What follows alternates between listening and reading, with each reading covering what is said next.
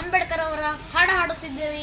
ಅದರ ಸಲುವಾಗಿ ನಾವು ಹೇಳ್ತಿದ್ದೇವೆ ಇವತ್ತು ನಮ್ಮ ಐಡಿಗೆ ಫಾಲೋ ಮಾಡಿ, ಬ್ಲಾಕ್ ಮಾಡಿ. ನಮ್ಮ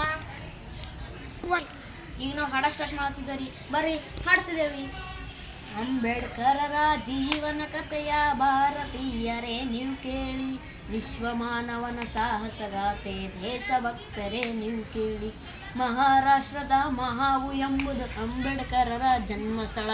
ಏಪ್ರಿಲ್ 14ನೇ ದಿನ ಬಾಬಾ ಸಾಹೇಬರ ಜನ್ಮದಿನ. ರಾಮಜಿ ಸತ್ಪಾಲ್ ತಂದೆ ಹೆಸರು, ಭೀಮಾಬಾಯಿ ತಾಯಿ ಹೆಸರು.